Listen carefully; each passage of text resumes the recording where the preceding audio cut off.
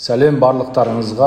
Бүгінгі эфир ЖО-КЗ-тің өткен жылғы бір жылдық отчеты десек болады. Қазір чал тоқтап кетем. Пока күте тұрайық, тағы да адамдар қосылсын.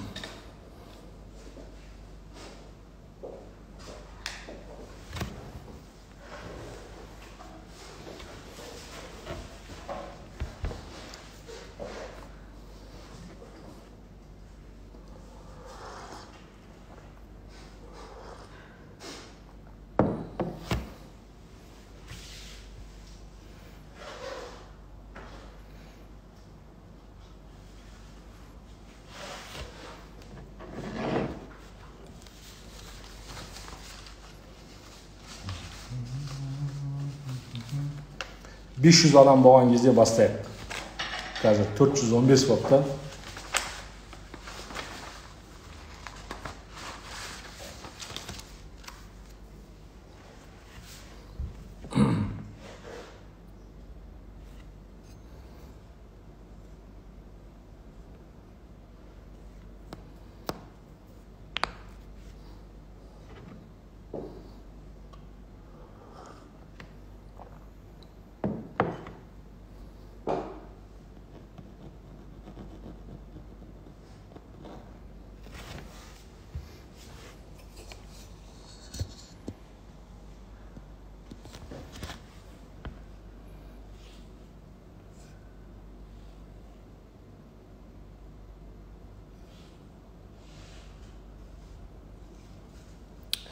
Достар, мына жерде кейбіреулер жаман сөздер жазып жатыр екен. Бізге я қатысы жоқ, я вообще еш нәрсеге қатысы жоқ. Ондайларды бірден блокқа неге жібереміз? Абике, көріп жатсыз ба?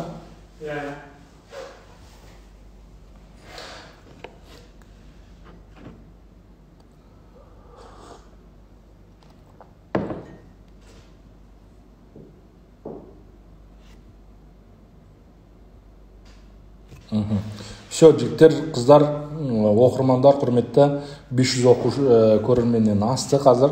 Енді бүгін қатсам деп ойлағандардың бәрі естіді. Күтеміз, әлде кейін эфирді естілші сақтап қоямыз. Тағы да көре жатар. Жалпы бүгінгі эфирімізді бастайық. Өздеріңіз білесіздер, өткенде жаңағы кейбір бізге байланысты негативті нелер болды. Одан кейін біз бір видео шығардық, что вот хейтерлерге жауап деген сияқты. Негізі бұл қалай айтсам, әзіл күйінде оқушыларға солай жауап берген едік. Негізі біз ешкімді жаңағы хейтер, біздің оқушыларымызды хейтер деп жатқан еш нәрсеміз жоқ. Жалпы айтқан кезде көбірек охват болсын, оқушылар көбірек келсін. Егер сұрақтары бар, түсінбеген нәрселері бар оқушылар болатын болса, барлығы осы эфирге қатыссын, сұрақтарына жауап берейік, көбірек адам көрсін деген мақсатта жасаған едік. Қазір негізгі мақсатымыз біздің оқушыларға жалпы айтқан кезде сұрақтарына жауап беру. Бірінші кезекте енді мен кіммін, сол туралы айта кетейін. Неге шығып алып бұл сіздердің сұрақтарыңызға мен жауап беріп жатырмын, мен кіммін жалпы, сол туралы айтайын. Мен есімім Өксікбаев Қанат Бекниязұлы. Мен осы ЖО-КЗ платформасының құрушысы, әрі қазіргі директорымын. Сіздердің оқыған курстарыңыздың негізгі құрушысы десек болады. Жалпы айтқан кезде осы ЖО-КЗ-тің қазіргі идеясы барлығын мен және менің командам бірге жасағанбыз. Мен өзім осы 15 жылдан бері, 15 жылдан асып кетті, 16 жылдай болды. 16 жылдан бері білім саласында жұмыс жасап келе жатырмын. Сулейман Демирел университетінде, КБТУ университеттерінде математикадан сабақ берген, білім беру орталықтарында, мектептерде сабақ берген. Жалпы осы 15-16 жылдан бері білім саласында жұмыс жасап келе жатырмын. Оқушылармен тығыз байланыстамын әрқашан.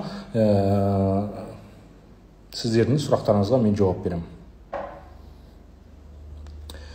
Енді кейбір мынандай нелер болды. Вот бүгін ЖО-КЗ курсымен соғысатын боламыз, тағы бірдеңе қыламыз, үйтеміз, бүйтеміз деген сияқты. Тіпті кейбір пабликтерде, кейбір телеграм группаларда таратып бізге қарсы жаңағындай армия жинап па білмеймін не істеп жатқандар да болды. Негізі жаңағы айтқандай біздің эфирдің мақсаты ешқандай соғыс емес, біз ешкіммен соғысайын деп жатқан жоқпыз. ондай ниетімізде болмаған ешқашан.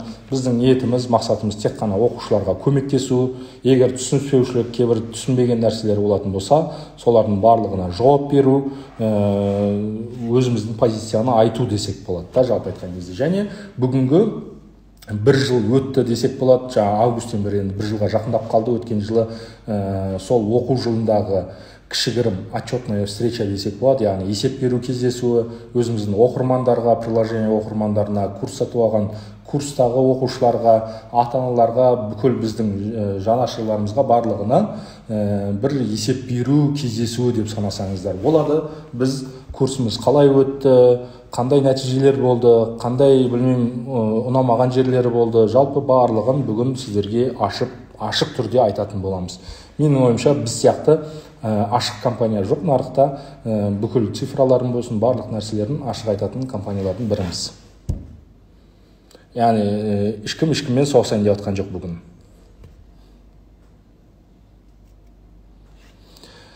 Жалпы енді бүгін эфирде не болады? Сол туралы қысқаша айта өтейін. Яғни 2021-2022 жылы курс қалай болды, сол туралы айтатын боламын.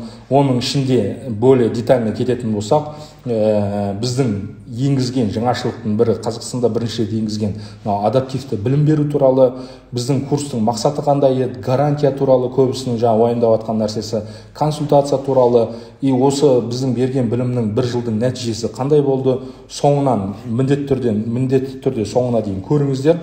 Сұрақ жауап болады. Сіздердің сұрақтарыңызға жауап беруге тырысамын, барлық сұрақтарыңызға.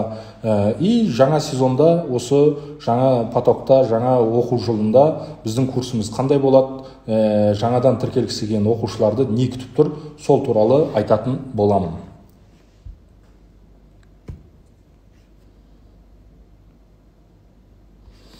Енді осы не туралы екен естідіңіздер. Бірінші кезекте біз жаңағы айтқандай адаптивті білім беру дедік. Бұлайша айтқан кезде біздің нарықта, Қазақстанда барлығы бірдей жаңағы зуммен, барлығы бірдей жаңағы линейный сабақ өтеді, барлығы нөлден бастап соңына дейін өтеді деген сияқты сондай бір білім беру жүйесі бар еді. Кейбір нәрселерге біз келіспегендіктен өзімізше басқа метод енгізуге тырыстық. Өзімізше деген кезде өзіміздің ойдан тапқан жоқпыз. Бұл әлемде бар практика. Қазір жаңадан шығып жатқан методикалардың бірі, үлкен жаңағы америкалық болсын, батыстың болсын, Қытайдың болсын, үлкен компаниялары, білім беру ордалары осындай адаптивті білім беру әдісін қолданады. Ол не деген сөз? Адаптивті білім беру дегеніміз негізі основной үш нәрсе жатады оған. Бір, ол әр оқушының өзінің деңгейіне қарай сабақ жоспарын құру. То есть барлығына бірдей емес, барлығы жаңағы біреу математиканы жақсырақ біледі, біреу нашарырақ біледі, біреу ағылшын жақсырақ біледі, біреу нашарырақ біледі, барлығына бірдей сабақ беру емес, әркімнің өзінің деңгейіне қарай сабақ беруге тырыстық бірінші кезекте. Ол үшін біз не істедік? Деңгей анықтау тестін қойдық. Өткен жылы деңгей анықтау тесті арқылы біз қай баланың, қай оқушының жаңағы қай тақырыптан қаншалықты біледі, соны анықтап алып, сол қазіргі біліміне қарай біз әрі қарай сабақ жоспарын құрып бердік. Бұл қалай еді? Мысалға айтайық, біреулер январда келеді, айтады, ағай мен дайындалсам бола ма? Неге? Өткен басқа курстар алмайды, уже ол ұзаққа кетіп қалған. Жоқ, біз қабылдай бердік. Неге? Өйткені бізде әр баланың деңгейіне қарай еді. Сондықтан деңгей анықтау тесті бар еді. Бұл да біздің өзіміздің разработка, адаптивный тестирование деген, яғни кәдімгі тест болатын болса, математикадан, допустим, 35 сұрақтан арқылы бүкіл тақырыптың қай жерін білетін анықтау мүмкін емес. Біз сол үшін өзіміздің разработка жасаған тестті құрдық. Сол арқылы жаңа 35 сұрақ арқылы математиканың қай тақырыбының қай жерін білетін нақты анықтайтын. Өйткені ол тесттің ерекшелігі сіздің жауап бергеніңізге қарай келесі тест сұрағы анықталады. Қате жауап берсеңіз басқа сұрақ, дұрыс жауап берсеңіз басқа сұрақ деген сияқты. Сондай адаптивный жаңағы білім берудің бір бөлшегі бұл деңгей анықтау тесті. Және бұл нәрсенің бір қызығы, сол тестті өткеннен кейін, сіздің білім деңгейіңізді көргеннен кейін, біз сіздің потенциалыңызды да шығарып бере аламыз. Егер жылдың соңына дейін бізбен бірге дайындалатын болсаңыз, сіздің мынанша балл ала аласыз, мынанша баллға дейін жете аласыз деп біз оқушыларға көрсеттік.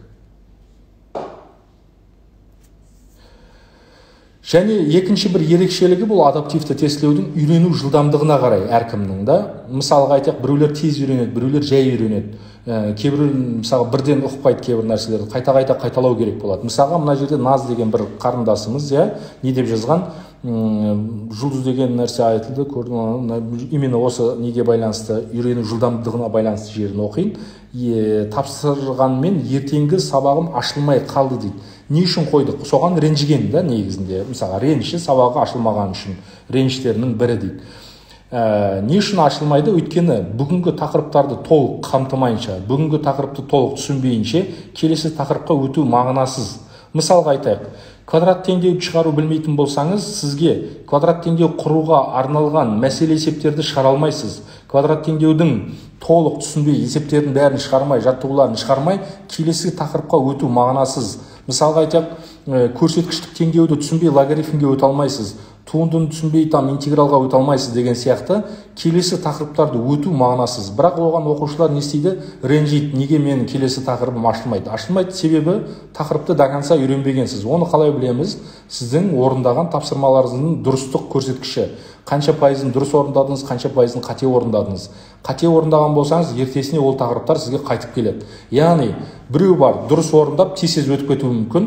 Екінші адам бар, дұрыс орындай алмаған соң жай қимылдайды. Яғни, барлығына бірдей емес. Былайынша қазіргі білім жүйесінде қарайтын болсақ, мектептерде не болады? Бір бала бар, 3-ке оқиды, сабақтар тақырыпты дұрыс түсінбеген, екіншісі бар, 5-ке оқиды. Ол жақсы түсінген дейік та.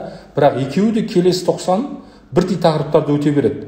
Ана 3-ке оқыған бала тақырыптар дұрыс түсінбеді ғой. Оған қайтып өту керек. Бірақ бізге программа не позволяет оған. Программа қайтып несеге мүмкіндік жоқ. Сонымен 3-ке оқыса да, 2-ке оқыса да, 5-ке оқитынмен бірге жалғастырып 11 жыл бойы салпақтап жүре береді. Негізінде әр бала біреу жай түсінетін болса математиканы, онда ол жай өту керек, асықпай өту керек. Екінші біреу тез үйренетін болса, математиканы тез үйрену мүмкін, бірақ ағылшынды жай үйрену мүмкін екінші адамда. Онда әр пәні өзінің жылдамдығына қарай болу керек. Енді кейбіреулер айтады жаңағы, жоқ, мен ана тақырыпты жылдың соңынан дейін үлгере алмаймын. Сіздің қабылдау деңгейіңіз төмен болса, маған ренжудің мағынасы жоқ, өйткені сіз есеп шығара алмай жатсыз да. Соны дұрыс түсіну керек. Бұл әр баланың өзінің үйрену жылдамдығына байланысты. Одан кейін адаптивті білім беру дегеніміз бұл мақсатыңа қарай дайындық. Барлығының мақсаты бірдей 140 балл емес. Барлығының мақсаты бірдей жаңағы 130 балдан асырып стоматологияға түсу емес. Барлығының мақсаты математикадан 45-те 45 жасау емес. Мүмкін бір балаға 15 балл алса да жеткілікті болуы мүмкін математикадан. Тағы білмеймін, физикадан 10 балл алса да жеткілікті болуы мүмкін. Онда ол соған қарай үйренеді. Оған тез үйреніп, бүкіл стереометрия, интеграл бәрін үйреніп алу шарт емес. Мысалға, ана жерде бір қыз жазған, Абдурайымова деген, біз оларға жаңа баста айтқандай деңгей анықтау тестін өткеннен кейін не көрсеттік? Потенциалын көрсеттік. Мысалға, бұл қызға біз не көрсеткенбіз? 70 пен 75 балл арасында деп көрсеткенбіз. Сіз соған дейін жете аласыз. Сіздің мүмкіндігіңіз осы деп көрсеткенбіз. Неге? Өйткені қазіргі бастапқы деңгейіңіз төмен. Қазіргі бастапқы деңгейіңіз, допустим, мысалға 10 балл алып тұрсыз қазір. Сіз жете алсаңыз максимум 70-75-ке жете аласыз. Өйткені уақыт аз қалды деген сияқты біз соны көрсетіп бергенбіз. Және бұл қыз айтады, менің ешқандай шағым жоқ, өйткені маған 70-75 деп көрсеткен еді, мен 76 алдым дейді да. Біз көрсеткен уәдеміздей тұрғанбыз. Яғни әркім мақсатына қарай дайындалады. Біреудің мақсаты 70 балл болуы мүмкін, біреудің мақсаты 140 балл болуы мүмкін. Біреу 140-қа қарай дайындалады, екіншісі 70-ке қарай дайындалады. Кешірерсіздер, мысалы 10 жыл бойы сабақ оқымаған болсаңыз, 10 жыл бойы ешқандай базаңыз жоқ болатын болса, математикадан қосу азайтуды дұрыс білмейтін болсаң, квадрат теңдеу дұрыс білмейтін болсаң, онда білмеймін бірнеше айда сіз интегралға жетіп алам деп өтірік үміт не істеудің қажеті жоқ. Біз честно көрсетіп бергенбіз. Потенциалың мынау. Егер біздің тапсырмалардың бәрін орындайтын болсаң, осы жерге дейін ғана жете аласың деп. Барлығына 140 көрсетіп өтірік жасаған жоқпыз, или там 100-ден асырып көрсетіп. Кейбіреулерге 70 көрсеткен, кейбіреулерге 40 көрсеткен болуы мүмкін. Өзінің деңгейі 0, сен бір апта қалып, максимум маған жете аласың деген сияқты. Сондықтан әркімнің мақсатына қарай дайындық болады. Бәріне бірдей дайындық болмайды, бәрі бірдей 140-қа тырыспайды. Осы адаптивті білім берудің ерекшеліктерінің бірі осы. Одан кейін тағы бір ерекшелігі адаптивті білім беру. Бұл жерде арнайы қайталау жүйесін қойдық. Біздің тренажерка деген нәрсе болатын. Тоже көп оқушылар ұнатпады, ренжіді, көп адамдар жазды, ойбай миллион сұрақ бар, тағы бірдеңе бар деген сияқты. Бұл арнайы қайталау жүйесі. Бұл да біздің Қазақстанға енгізген жаңашылдықтарымыздың бірі, бірақ Қазақстанда жаңашылдық болғанымен әлемде бар нәрселер, атақты Skyeng, Duolingo, тағы басқа платформалар бұл қайталау жүйесін қолданады. Арнайы бұны интервальное повторение дейді, атақты жаңағы интернеттен оқысаңыздар да болады бұл туралы. Біз бұл атақты неміс ғалымдары бар, Эбингауз, Лейтнер деген, солардың методикасын ұстана отырып, біз өзіміздің қайталау жүйесін реализация жасадық, то есть жасап шықтық. Сөйтіп балаларға бердік. Енді оқушылар неге ренжіді? Мысалға ана Дінмұхамед деген бауырымыз не деп ренжіген? Комменттің бәрін оқымай қойын, именно осы қайталауға байланысты оқиын. Сосын күнде келген тапсырма келесі күнде көбейіп кетеді, 1600 сұрақ күніне дейді. 1600 сұрақ болып кетеді екен Дінмұхамедтен. Қалай ол түсіндірейін? Мысалға, обычный платформаларда қалай болатын еді? Мысалға, бүгін 100 сұрақ шықты, мен там 80 қате 20-сын дұрыс жауап берсем, все, келесі неге өте берем дальше. Келесі күн тағы басқа 100 сұрақ, и тағы да білмеймін, 90-ның қате, 10-ның дұрыс, әйтеуір жауап бердім. Мынау қателер не болды, дұрысы не болды, маңызды емес. Біз не істедік? Оқушыларға айттық, қателессең, ол сұрақты қайтадан сұраймыз сізден. Өйткені қателестің сен, ол туралы білмейді екенсің, онда дұрыс жауап бер, қайтадан шешімін көр. Қателескен сұрақты просто сұрай салу емес, қателескен сұрақтың дұрыс шешімін көр алады сол жерден. Подсказкасын береміз. Подсказканың ішінде үш түрлі подсказка бар, және шешім жолын толық ашып көрсеттік. Сол шешім жолын барлығын үйрен, ертесіне дұрыстап жауап бер деп. И ертесіне ашады, ертесіне ол сұрақтар қайттан келеді. Енді қарайтын болсақ, расписание бойынша сабақ бар бүгін, сол сабақ бойынша жаңа тапсырмалар келеді, үй жұмысы, и кешегі қателескен 80 сұрағы бар, сөйтіп қосыла береді. Енді осылайдан бас кезде оңай сияқты болуы мүмкін, басында 100-200 сұрақ, там көп емес, қарайды, бір апта сабақ оқымаған дұрыстап, 2 апта оқымаған, 3 апта оқымаған, сөйтсең, уже 1600 сұраққа көбейіп кеткен. Айналайын-ау, енді сен қанша апта бойы сабақ оқымаған болсаң да, онда 1600 емес, 2000 сұрақта болады да. Неге? Өйткені сенің оқымаған сұрақтарың деген сөз, шығармаған есептерің деген сөз, осы уақытқа дейін шығармағансың, жиналып қалған. Оны саған көрсетпей жойып тастауға да болады, бірақ одан ешнәрсе құтыла алмайсың. Былай жеткен кезде тақырыпты түсініп кеттің деген сөз емес. Саған сұрақ жоқ десе, вот сен бәрін дұрыс шығардың деп өтірік айтасызса, сен сол тақырыпты түсініп алдың деген сөз емес ешқандай. Просто олды үндемей жауып қойдың деген сөз да жалпы. Біз оны не істедік сіздерге? Вот мынаны тастама, мына сұрақты сен кеше шығара алмадың, қайтадан шығар деп алдыңа шығарып беріп отырдық. Соны шығарған кезде ғана барып сіз бүгінгі тапсырмаларды бітірдің деп санаймыз. Егер оны біз қинамайтын болсақ, оны вот шығара алмаған сұрақтарың неге шығармадың деп қинамасақ, ол кезде ешкім әрі қарай тырыспайтын еді, өтірік өте беретін еді. Сондықтан да біз арнайы қайталау жүйесін қойдық. Және қайталау жүйесінде не істейтін еді? Дұрыс шығарғандары да қайталанып келді. Неге? Адам өйткені ұмытшақ, жалпы айтқан кезде. Адам ұмытшақ, ол бір жаттаған нәрсесін, менің айтып отқан нәрсе емес, ғалымдардың айтып отқан нәрсесі, не дейді? Бір күннен кейін уже ұмыта бастайды. Там бір апта қайталамаса, все, почти бәрін ұмытып қалады уже. Ол түгілі Абай айтады, адамды ғылым білім үйренуге екі нәрсе керек дейді. Біреуі мүлахаза, біреуі мұхафаза дейді. Мұхафаза дегеніміз есте сақтау деген сөз. Яғни есте сақтау болмайтын болса, ешқандай ғылым білім үйрене алмайсыздар. Есте сақтаудың бірінші құралы не? Ол қайталау тек қана. Қайталау болмайтын болса, сіз ананы үйрене алмайтын едіңіз. Мен түсінемін, кейбір нәрселер болды. Мысалға сізге оңай көрінеді, қайта жасауға ерінесіз. Бұл басында ғана, сіздің білетін оңай тақырыптарыңызда ғана солай. Дальше қиындаған сайын сіз оны күнде шығарып отырмайтын болсаңыз, тастап кететін болсаңыз, ол кезде игере алмай қаласыз. Күнделікті қайталап отыру керек еді. Сондықтан көбейді. То есть ренжіп жатыр, окей, ренжісін, бірақ мен ұбт-ға дайындық оп-оңай болады деген жоқпын, грантқа түсу оп-оңай болады деген жоқпын. Бұл андай сияқты да, мысалға сіз стоматологқа барасыз, тісіңізді жұлдыртуға, и приятный процесс емес тіс жұлдыру деген. Тісіңізді ауыртуы мүмкін, тағы бірдеңе болуы мүмкін. Оның мақсаты сіздің тісіңізді емдеп, дұрыстап беру, әрі қарай ана ауру жайылып кетпесін деп, сол кезінде дер кезінде тоқтату. Ол сізге ұнамауы мүмкін, ол сізге ауыр тиюі мүмкін, тағы бірдеңе болуы мүмкін.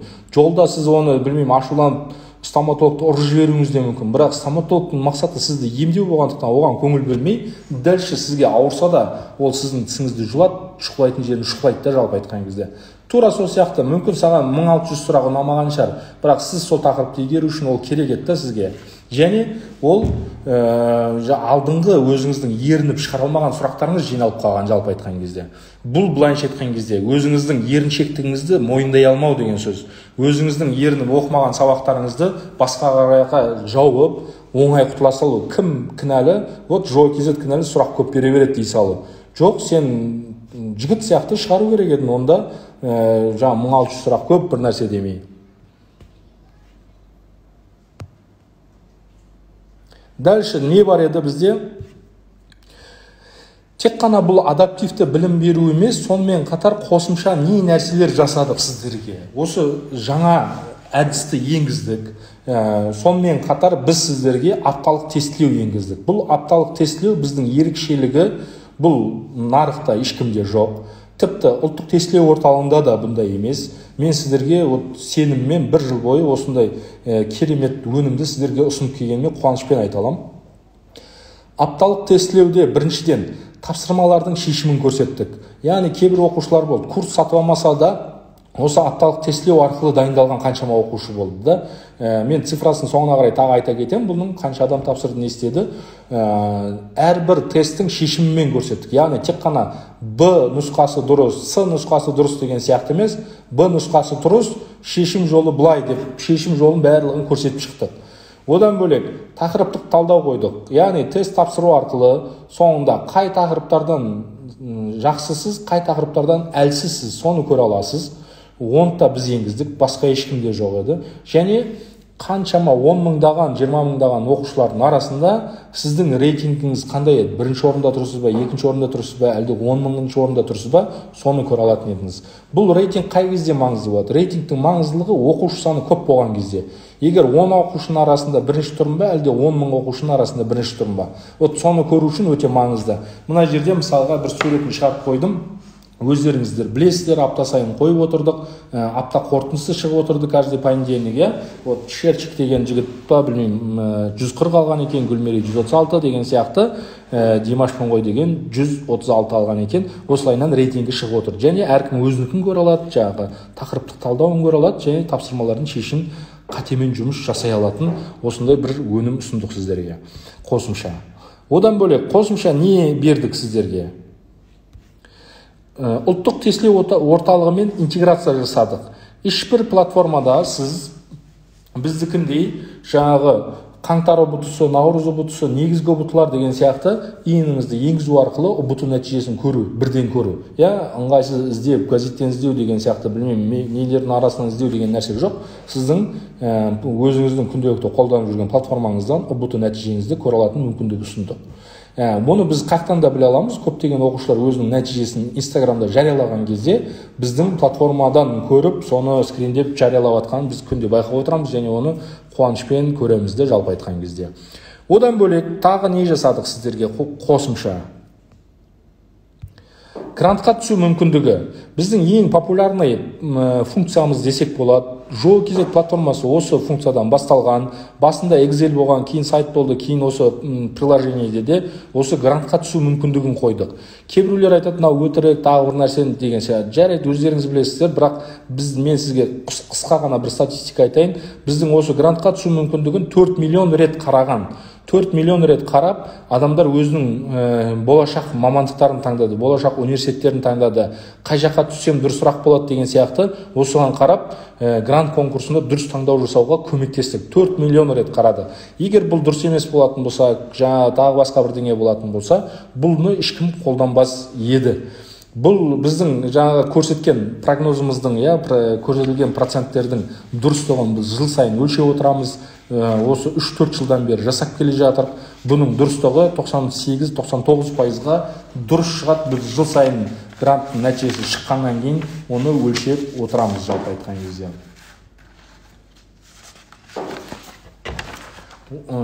Одан бөлек тағы не істедік? 50 ішкі грант. Яғни тек қана курс емес, құр сабақ оқыту, жаңа әдіспен сабақ оқытып жатырық, адаптивный тестирование, қайталау жүйесі, анау-мынау дедік. Одан бөлек сіздерге еще 50 ішкі грант бердік. мына жерде отырғанның ешқайсысы маған былай деп айта алмайды. Бірде бір курсты көрсете алмайсыз, бірде бір орталықты көрсете алмайсыз, который сіздерге 53 грант ұсынған. 53 грант ұсынған біз жалғыз орталықпыз Қазақстандағы. Сіздер үшін арнайы университеттерге барып қаншама келісім жүргіздік, қанша переговор жасадық.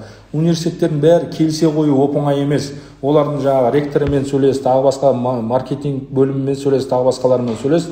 Бұлармен әбден қайта жылдың ортасына дейін сөйлесіп, переговор жасап, сіздер үшін 50 грант алып бердік. Ол былайша айтқан кезде бұл университеттер Қазақстанның ең соңғы университеттер емес, бетке ұстар алдыңғы қатарлы ең жақсы университеттері. Мысалға айтатын болсақ, Атамекен рейтингі бойынша Казгю университеті бірінші орында тұрған. Бәріңіз білетін СДУ университеті бар. Мен өзім оқыған, өзім сол жерде жұмыс жасаған университет. Нархоз университеті бар. Мысалы, қазір ол рейтингте 10-қа кіреді. Жаңа әдіспен неге өтіп жатқан жаңадан кампусын ашты жақында. Мысалға, IT саласы бойынша Қазақстанның алдыңғы қатарлы университеттерінің бірі, МУИТ, халықаралық ақпарат технология университеті деген сияқты. Осындай университеттердің ішкі гранттарын біз сіздерге алып бердік әрқайсысын. 50 гранттың конкурсын ойнаттық, прямой эфирде ойнаттық. Тікелей офлайн қатысқысы келгендерді шақырдық, арнайы орын жалдап, сол жерге кім қатысқысы келеді, көргім келеді дегендердің бәрін Алматыға шақырдық, ойнаттық. Нәтижесін жариялап қойдық, предложениеде тұр нәтижесі деді. Бұл жерде ешқандай күмән болмау керек. Мына жерде Айгерім деген қарындасымыз сенбепті. Әрине ұтпаған оқушылар көбінесе солай деп айтады, жаңағы қол жетпеген етке мысық сасық деп айтады деген сияқты. Енді қол жетпеген соң 50 грант ұтпаған соң енді өтірік тағы бір нәрсе деп айта береді. Бұлардың енді былайша айтқан кезде біздің бұл университеттермен арамызда договор бар, бұл официальный барлығы. Ертең бұйырса август айында осы оқушыларымызды осы университетке тапсырған кезінде тағы да видео дайындап, Абат мырза, видео дайындаймыз ба оған? Видео дайындап, оларды жариялайтын боламыз. Сенбегендер сол кезде тағы көрер, мүмкін ол оқушылардың өздеріне хабарласып көрер. Мен енді бұл 50 адамның аты жөні есімде емес, бірақ біз ең бірінші рет 2 жыл бұрын ба ойнатқан кезімізде, ол кезде бір-ақ грант болған бізде. Кейін 12 грант болды, сосын 50 грант болды. Ең бірінші жылы сол 1 грант болған кезде Казгю университетіне түскен Даяна деген қыз есімде, әйтеуір. Ол қыз қазір Казгюда уже 3-ші курс оқып жатыр, шатаспасам, халықаралық қатынас ба бір нәрседе оқып жатыр, сондай неде оқып жатыр. Инстаграмнан іздеп көрсеңіздер болады, мүмкін ол да көріп отқан болса, өзі де айтар. Оның видеосы ютубта да тұр біздегі. Жалпы айтқан кезде бұл жасыратын бір нәрсе емес, алдайтын бір нәрсе емес. Еще ол грант конкурсы, 53 грант конкурсының барлығы протокол жүргізіледі. Өйткені біз университеттерге отчет береміз, оқушылар қалай таңдалды, оқушылар қалай жасалды, және сол грант конкурсында университет өкілдері де болды, барлығы қол қойылады, университет тарапынан да, біз тарапынан да. Яғни бұл жерде алдайтын бір нәрсе емес. Бұл 50 оқушы мен ешқайсысын танымаймын, менің туысқаным емес, менің еш нәрсем емес. Бұлар біздің оқырмандарымыз, біздің оқушыларымыз, біздің оқушыларымыз үшін жасаған нәрсені оқушыларға таратып бердік. Және тағы соны қайталап айта кететін нәрсе, Қазақстанда ешбір оқу орталығы біз сияқты 50 грантты ойнатқан жоқ, 50 грант берген жоқ. Біз ғана өз оқырмандарымызға, өз оқушыларымызға 50 грант бердік. Келесі.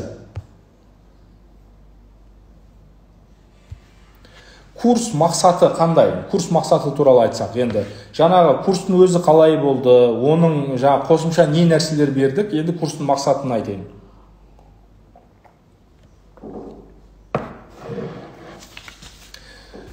Кейбіреулер ойлайды, курстың мақсаты там 140 балл алу керек екен. Курс оқып, жоқ, курстың мақсаты сізді 140 баллға жетелеу емес. Курстың мақсаты сізді математик ғалым қылып жіберу емес. Керемет білім беріп, жаңағы супер математик, жаңағы тағы бір нәрсе химик, физик қылу емес курстың мақсаты. Курстың мақсаты тек қана сізді грантқа түсіру. Ол үшін 50 балда жеткілікті болуы мүмкін. Көп мамандықтар бар, 50 балмен де түсесің. Көп мамандықтар бар, 60-70 балмен түсесің. Әрине, кейбір бейіндік пәндер бойынша грантқа түсу балы жоғары. 100 балл, 110 балл болуы мүмкін кейбір бейіндік пәндер бойынша, кейбіреулер бойынша төмен. Яғни, кімге қандай мамандық бойынша грантқа түсе алатын болса, соған қарай жетелеу, жалпы айтқан кезде. Сол үшін де әркімнің грантқа гарантиясы деген жұлдызша саны әртүрлі тұғын. Өйткені таңдап атқан бейіндік пәніне байланысты. Біреу физика, математика таңдаса, оған аз жұлдыз жинап та гарантия ала алады. Өйткені неге? Ол өйткені 50 балмен де грантқа түсе алады. Ал екінші біреуі бар, там білмеймін ғой, английский ДЖТ таңдаған, оған там 100 жұлдыз жина, 120 жұлдыз жина деп көрсеткен болуымыз мүмкін. Не үшін? Өйткені оған грантқа түсу қиынырақ, грантқа гарантия алу қиынырақ, өйткені оның балы жоғары. Сондықтан біздің жалпы айтқан кезде мақсатымыз сізді грантқа түсіру еді. Яғни күнде жалпы ұбытудан дайындықта қатты қинап, жаңағы неге 140 балл алу емес, 50 балл болса да грантқа түсіру жалпы. Осыны жақсы түсініп алу керекпіз. Курстың мақсаты сізді грантқа түсіру. Дальше.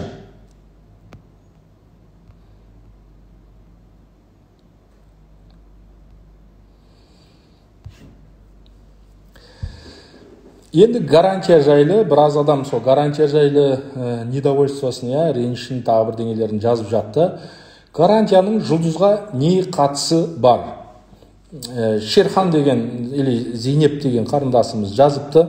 Негізі жұлдызшаны жинау соған байланысты грантқа түспесе ақша қайтарылады деп айту керек еді. Басқаларын білмеймін мен. Егер оқып грантқа түспесе ақша қайтарылады деп ойладым дейді. Жұлдызша туралы бүгін білдім дейді. Дальше, анау тиктокта біреулер жазыпты, жоғын ақшаны қайтарып береді ма? Енді түспей қалсаңыз грантқа ақша қайтарып береміз деп еді. Аселім деген айтты, Аселям деген. Қайтармайды, өтірік ол депті да. Енді қарайық. Осы уақытқа дейін мен шыққан эфирлерімнің барлығында, шыққан нелерімнің барлығында, вебинарларда мен өзім шығып жүрдім. Августе, сентябрьде көрдіңіздер. Бұлардың барлығында мен айтқаным. Бір, сіздер сабақ оқуға, тапсырмаларды орындауға гарантия берсеңіздер, мен сіздердің грантқа түсетіндеріңізге гарантия беремін дедім. Сіздер тапсырмаларды күнделікті толық орындасаңыздар, мен сіздерге жаңағы грантқа түсетіндеріңізге уәде беремін. Сен сабақтарды өткізіп өтіріктен емес, шынымен берген сабақтарды толық көріп, конспектлеп, соны дұрыстап оқитын болсаң, мен сен грантқа түсетінге гарантия беремін. Сен арасында TikTok қарап, Instagram қарап, ойнап кетпей, сабақтарға көңіл бөліп, тапсырмаларды өтірік белгілеп шығып емес, шын мәнінде шешімін қарап, шығаруға тырысып, солайынан дұрыс жауап беретін болсаң, мен сенің грантқа түсетінге гарантия беремін дедім да. Енді қарауға болады. Бұл слишком абстрактны, жаңағы сабақ оқысаң, тапсырмаларды орындасаң, тағы бірдеңе қалай өлшейміз? Сен айтуың мүмкін, вот мен сабақ оқыдым. Адамдар жалпы айтқан кезде психологиясы қалай? 15 минут сабақ оқыса, целый күн сабақ оқыдым дейді. 15 минут сабақ оқыған, кешке дейін сабақ оқыдым деп айтады да.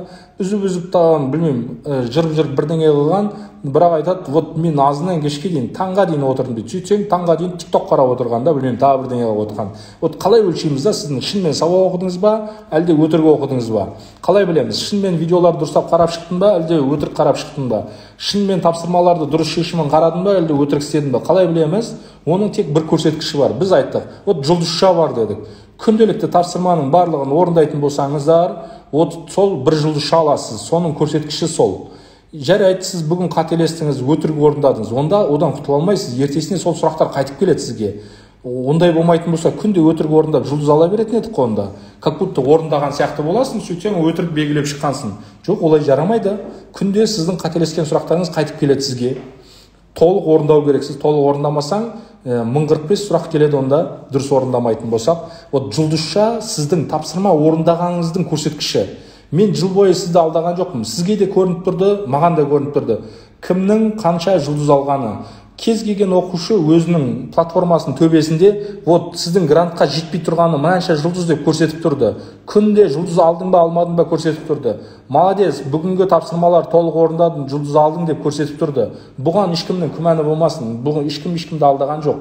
Сен тапсырмаларды орындауға уәде еткен болсаң, мен грантқа түсетінге уәде еттім да. Енді тапсырмаларды орындамай, жұлдызды ала алмаған болатын болсаң, мен саған қалай гарантия беремін? Ол анау сияқты да үйде жаттым.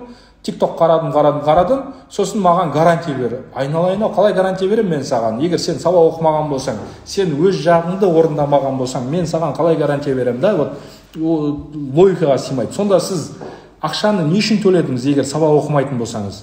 вот сабақ тапсырмаларды орында деймін. Мен саған тапсырманы беріп берем, тікелей эфирлерді қойдым, дайын видеоларды қойдым, үй жұмыстарын бердім, тренажерканы бердім, вот орында деймін. Сен орындамасаң, айтатын сылтауы қандай? Жоқ, мені оятпадың таңертең, қадағаламадың тағы бір нәрсе деген сияқты. Енді сен өз-өзіңе жауап бере алмайтын адам болатын болсаң, айналайын, онда менде ешқандай нең болмасын. Былайша айтқан кезде сіздер өз сабақ орындауға уәде ете алмайтын болсаң, мен де гарантия беруге уәде ете алмаймын. Жұлдыздың мағынасы тек қана сол. Сіз жұлдыз туралы қашан түсіндіңіз маңызды емес, тапсырмаларды орындадыңыз ба, сол түсінікті. Мына қыздың, Зейнептің айтып отқанда қарама-қайшылық сол. Жұлдызды байланысты білмедім деп тұр. И соңында айтады, мен ойлап тұрмын, сабақ оқыса болды, жаңа гарантия береді деп. Вот сол жұлдыз сіздің сабақ оқығандығыңыздың гарантия белгісі. Егер сабақ оқымаған болсаңыз, жұлдыз ала алмайтын едіңіз. Әрине, кейбіреулерге қиын болады, оңай болмайды. Өйткені неге? 11 жыл оқымаған, деңгейі төмен, 2 ай қалған кезде келген. 2 ай қалған кезде, осы уақытқа дейін сабақ оқымаған, қазір келіп тұрған болсаң, онда, конечно, сізге көп сұрақ сұралады. Неге? Өйткені сіз грантқа түсу керексіз. Біз сізге грантқа түсіруге уәде еттік. Мен сізге грантқа түсіруге уәде еткен болсам, уақыт аз қалған болса, базаңыз төмен болатын болса, онда мен сізге айтамын, күнделікті мынанша задание орындап отыр. Оны орындамасаң грантқа түсе алмайсың. Вот соны орындадың ба, онда грантқа түсесің. Вот жұлдыз соның көрсеткіші. Бұл жерде ешқандай түсініспеушілік, ешқандай бір мәселе жоқ деп ойлаймын. Бұның жазып жатқандардың барлығы вот сол жұлдыздың жинай алмаған, жасай алмаған, ерінген, сосын тағы да келеді да, кім кінәлі, вот бізге айтпады, тағы бірдеңе болмады деп сылтау айта салу. Бұны бүйтіп жалпы айтқан кезде бүйтіп те қарасаңыздар болады. Кез келген класста өзіңіздің классыңызды қараңыз да қазір. Жақсы оқитындар көп па, 5-ке оқитындар, нашар оқитындар көп па? 5-ке оқитындар бір 10% да, қалғандары постоянно сылтау айтуы мүмкін. Там мектеп жаман, анау жаман, тағы бірдеңе жаман деген сияқты. Дәл қазірде соның кебін келтіріп жатыр да, отырып алып, жұлдыз жинамаған, одан кейін вот гарантия білмедім, үйтпедім, бүйтпедім деген сияқты әңгіме. Дальше қарайық, гарантияға байланысты тағы не айтылған? Гарантия вот осы. Одан кейін консультацияға байланысты көптеген сұрақтар болды. Консультацияға байланысты тоже түсіндіре кетейін. Жалғас айтыпты, 4 мамандық, 4 универ не болды? Хабарласады деп еді консультанттар дейді. Хабарласып жатырмыз. Біріншіден түсіндірейін. Не үшін кешікті сіздердің ойыңызша? Негізі кешіккен жоқ, бірақ сіздердің ойыңызша кешікті. Біріншіден, консультация дегеніміз, біз өтіріктен мына мамандыққа түссең, грантқа түсесің деп айта алмаймыз. Өтіріктен бір нен жазып бере алмаймыз. Біз тыңғылықты анализ жасап, сол бойынша сізге ақыл кеңес береміз. Мынаған тапсырсаң, грантқа түсе аласың деп. Енді айтайық, ол үшін қандай мәліметтер керек? Біріншіден, грант саны шығу керек еді. Грант саны шықпай тұрып, мына мамандыққа грантқа түсе аласың деп айту нелогично. Мысалға айтайық, білмеймін, IT мамандығына грантқа түсесің деп айттым, сөйтсем IT мамандығына грант бөлінбепті вообще. Ондай болуы мүмкін ғой. Сол үшін немесе өткен жылғыдан өте аз бөлініпті, мысалға айтайық, или қатты көп бөлініпті. Сол мәселе, грант саны шықпай тұрып, бұны айту мүмкін емес еді, консультация беру. Грант саны қашан шықты? 5-ші шілде күні шықты. Қазақстан тарихындағы антирекорд. Бұл біздің министрлікке сын деп айтуға болады. Неге? Өйткені бізге декабрьде обещать етті, грант санын декабрьде шығарамыз, ойбай, одан кейін мартта шығарамыз деді, тағы бірдеңе деді. Ол үшін созып, ақыр соңында 5-ші шілде күні шығарды. Бұл біз министрлікке қайта-қайта айтып келдік, оқушылар үшін бұл ыңғайсыз. Грант санын ертерек шығарыңдар, оқушылар ұбт тапсырып жатқан кезде қай мамандықта қанша грант бар екенін білу керек деп біз айтып жүрдік оның барлығын. Және біздің консультация жүргізу үшін алдымен анализ жасау керек, анализ жасау үшін грант саны керек.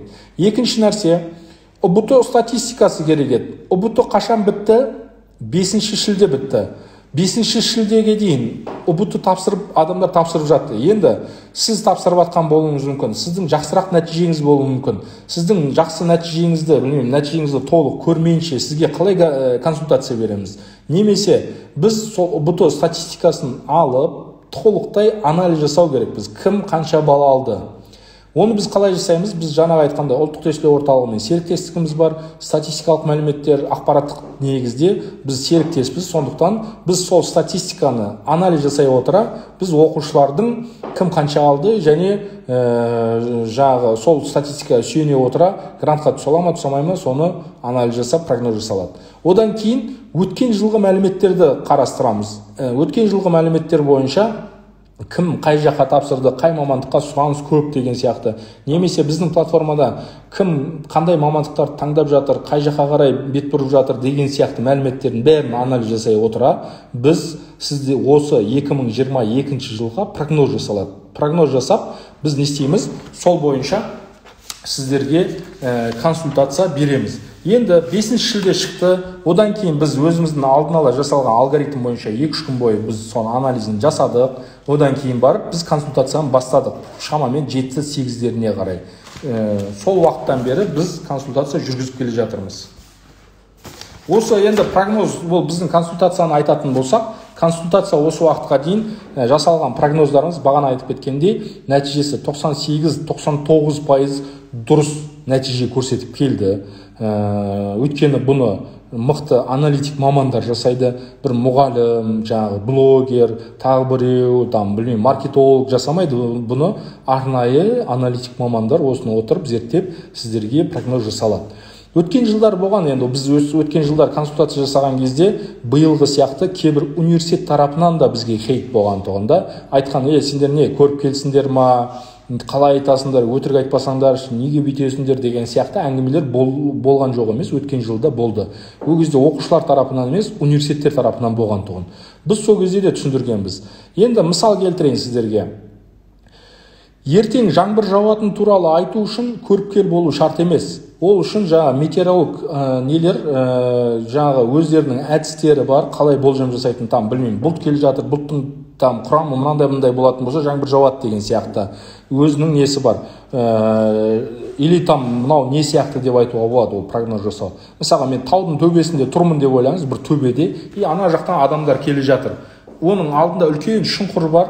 Шұңқырды олар көріп тұрған жоқ. Мен айтам да, былай қарай жүрмеңдер, шұңқыр бар мына жерде, құлайсыңдар қазір деймін да. Бұны айту үшін көріпкел болу қажет жоқ. Төбеден мен адамдардың қайқа қарай кетіп баратқан көріп тұрсыңдар, шұңқырға қарай кетіп баратсыңдар, құлайсыңдар деп. Тура сол сияқты менде статистикалық мәліметтер көп болған кезде, яғни НЦТ-дан, ұлттық тестілеу орталығынан аламын, біздің платформада отырған оқушылардың жаңағындай статистикалық мәліметін қараймын. Сол арқылы мен анализ жасап айта аламын. Адамдардың бәрі мына жақ таңдап жатыр, адамдардың бәрі былай алып жатыр.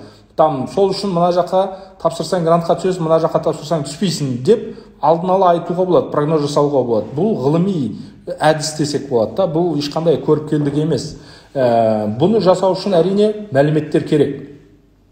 Бұл жылы енді ешкім ол сенде көріпкелсің ба деп айтып жатқан жоқ, бірақ өткен жылы ондай әңгіме болған, өткен жылы оларға да жауап бергенбіз.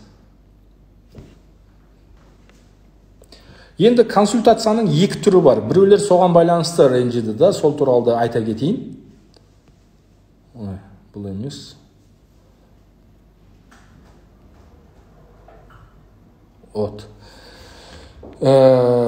ПУ деген қолданушымыз былай деп айтыпты.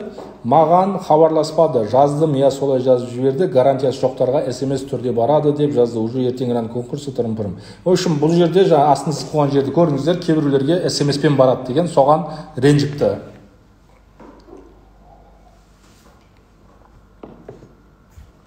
Түсіндірейін. Бізде екі формат бар. Екі форматтың нәтижесі бірдей. Мен гарантиясы жоқтарға SMS-пен жіберсем, өтірік аналитика жіберем деген сөз емес. Сіздерге де сол біздің мамандардың дайындаған ең керемет аналитикасын сіздерге жібереміз. Бұның біздің баста айтып кеткендей, мақсатымыз не еді? Сізді грантқа түсіру еді. Грантқа түсу үшін, грантқа түсу мүмкіндігі ең жоғарғы мүмкіндіктерді сізге тауып, сізге жібереміз SMS-пен. Енді соны SMS арқылы айт, немесе ПУ, сенің түсетін мамандықтарың, грантқа түсу мүмкіндігің жоғары мамандықтар, мынау деп ауызша айтумен SMS арқылы айту екеуі бірдей, айырмашылығы жоқ. Сондықтан бұл жерде ренжитін нәрсе емес. Енді не үшін екі түрлі қылдық? Өйткені басында біз барлығына звондаймыз деп ойладық, бірақ өкінішке орай грант саны кеш шықты, кейбір нәрселер ақпараттардың кеш келгендіктен біз үлгермейтін болдық. Үлгермейтін болған үшін бұл уақытты үнемдеу, SMS арқылы жауап беріп, сіздерге көмектесейік дедік. Сіздер гарантияңыз жоқ болса да, яғни грантқа уже мен саған гарантия бере алмаймын, өйткені жұлдыз жинамағансың да, жұлдыз жинамасаң да, оқымаған болсаң да, жарайды, мен саған көмектесейін, бірақ звондап отыратын уақытым жоқ, уже үлгермейміз. Грант конкурсы басталып кетті, 20-сына бітеді уже. Сол үшін SMS-пен тез жіберіп тастайын барлықтарыңа. Мына Google форманы толтырыңдар, Google форманы толтырсаңдар, сендер сол жерде берген ақпаратқа қарап, мен сіздерге ең керемет мүмкіндікті жазып жіберемін. Вот сол үшін, үлгеру үшін, сіздерге көмектесу үшін. Егер эгоистично ойлайтын болсақ, жоқ маған звондасын, жоқ маған бүйтсін деген сияқты, онда жарайды, ар жақта мыңдаған адамға үлгермей қаламыз да, мыңдаған сен сияқты басқа балаларға үлгермей қаламыз. Менің мақсатым сенің гарантияң болмаса да саған көмектесу ғой. То есть сен сабақ оқымағансың, жүргенсің, еще маған звонда дейсің да. Айналайын, сен оқымаған болсаң да, мен айтып жатырмын қазір. Жарайды, звондай алмаймын, бірақ мен саған көмектесіп беремін. Сол үшін бұл жерде ренжудің ешқандай негізі жоқ деп ойлаймын. Біз гарантиясы барлардың бәріне хабарласып жатырмыз, ал өкінішке орай гарантиясы жоқтарға кейбіреуіне звондауға тырысамыз, үлгермегендеріміздің барлығына SMS-пен береміз. Ескертетін нәрсе, бұның екеуінің де нәтижесі бірдей дегенде ең жоғары мүмкіндікті жібереміз. Гарантиясы жоқ болса алдаймыз деген сөз емес. Гарантиясы жоқ болатын болса нашар мүмкіндікті жібереміз деген сөз емес. Гарантияңыз болса да болмаса да, SMS-пен болсын, телефонмен болсын, біз сізге ең жақсы мүмкіндікті ұсынамыз.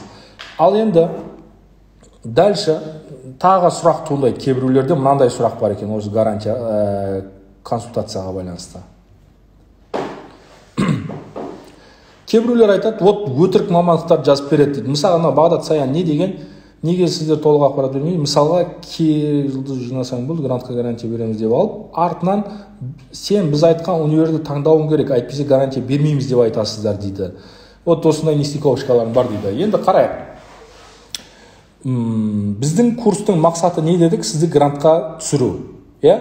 Енді бұл жерде қарайтын болсақ, бірінші вопрос ол өтірік мамандықтар, дұрыс емес, нашар мамандықтар деген сияқты вопроста. Егер мемлекет бір мамандыққа көп грант, жалпы айтқан кезде грант бөліп айтып жатса, вот қараңдар абитуриенттер, қараңдар талапкерлер, мынандай мамандықтар бар, осы мамандыққа бізге маман жетіспейді, бұл мамандық Қазақстан үшін маңызды, осы мамандықты оқып біз елімізге қызмет етіңдер деп айтып жатыр, и біз айтамыз да бұл мамандық нашар. Қалай нашар? Мемлекет айтып жатыр ғой саған. Вот мысалы айтады, мал шаруашылығын жазып береді, ветеринария жазып береді саған, өсімдік шаруашылығын жазып береді деген сияқты. Кім айтты мал шаруашылығы деген жаман мамандық деп? Кім айтты өсімдік шаруашылығы жаман мамандық деп? Мемлекет айтып тұр да бізге. Вот бізде мал шаруашылығына қарайтын адам жоқ вообще. Жасалатқан маман жоқ. Мықты мамандар керек. Осы ауыл шаруашылығын дамыту керек біз дейді.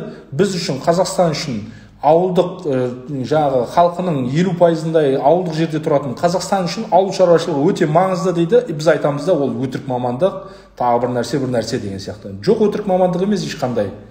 Мамандықтар популярный, непопулярный болып бөлінеді. То есть жаман, өтірік, тағы бір жақсы емес. Просто біреулері атақты емес дейді да. Атақтылары міндетті түрде жақсы деген сөз емес. Кім айтты бізде IT болса, IT оқысаң, IT-ді Қазақстанда керемет оқытады деп. IT-ді де сол мал шаруашылығын деңгейінде оқытады бізде.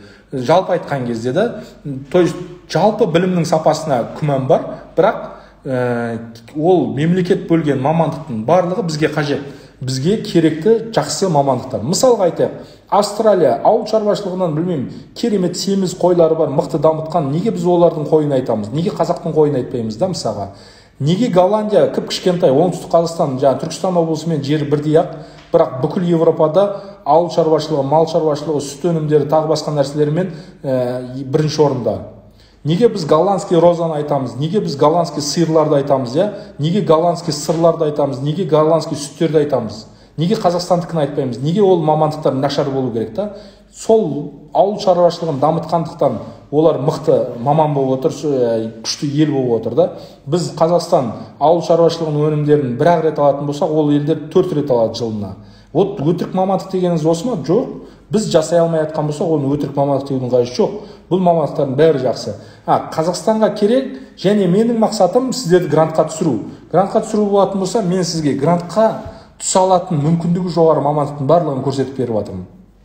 Екіншіден, университеттер там өтірік не деген жерде біз айтқан универді таңдауың керек дейді. Бұл жерде университет қатты рөл ойнамайды. Жалпы гранттарда бізде Қазақстандағы гранттардың бір 70%-дай жалпы грант. Сол жалпы гранттарда университет рөл ойнамайды. Жалпы гранттарда университет маңызды емес. Қаласаң басқа университетті таңда. Бірақ ол жерде грант мамандыққа бөлінеді. Кейбір квота тағы басқа целевой гранттар бар. Ол гранттарда университет рөл ойнайды. Енді мен айтам, мына мамандыққа, мына университетке грантқа түсе аласың деп айтып берем. И соған гарантия беріп тұрмын да, вот сен аяққа тапсырсаң грантқа түсесің деп. Мен сен таңдаған мамандыққа гарантия бере алмаймын ғой. Сен алып өзің тупить ететін болсаң, қиын бір нәрсеге балың жетпейді. Мысалға айтайық, 60 балл алдың и айтасың да мен медицинаға тапсырамын. Айналайын, медицинаға балың жетпейді сенің. Мен айтып отырмын, 60 балмен ветеринарияға жетеді. Вот осыған тапсырсаң грантқа түсесің. Неге? Қайттан айтам, өйткені біздің курстың мақсаты сізді грантқа түсіру еді. И мен сол сөзімде тұрып жатырмын. Вот саған көрсетіп жатырмын. Ветеринарияға тапсырсаң грантқа түсесің деп.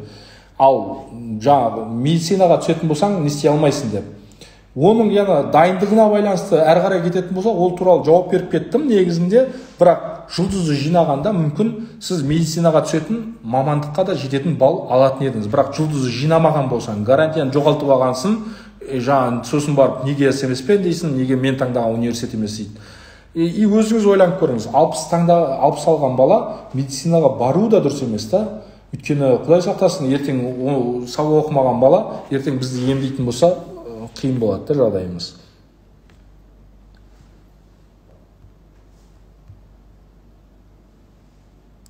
Жалпы енді кейбіреулер уайымдап отқандар бар, мен достарыма консультация берілді, маған әлі келген жоқ, көптеген күнде сондай 20 шақты сообщение келеді.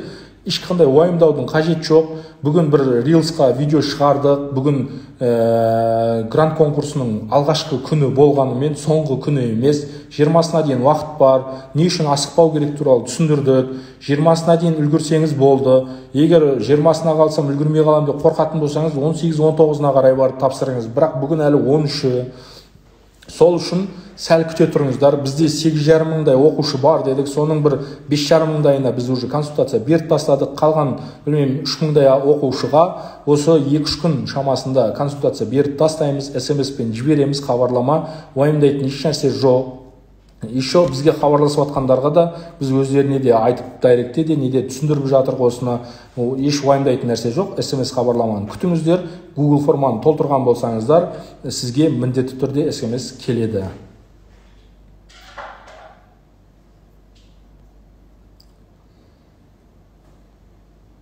Енді жыл қорытындысына келетін болсақ, енді жаңа айттық, жаңа білім беру жүйесімен оқыттық балаларды, қосымша нәрселерін жасадық, гарантия бердік, консультация жасадық деген сияқты. Негізінде неге гарантия бердік? Біз жаңа әдіс шығарғандықтан да, Қазақстанға жаңа әдіс енгізгендіктен де біз айттық, көпшілік чоза әдіс мынау, қалай ол деген сияқты, адаптивный обучение деген не ол деген кезде біз не істедік?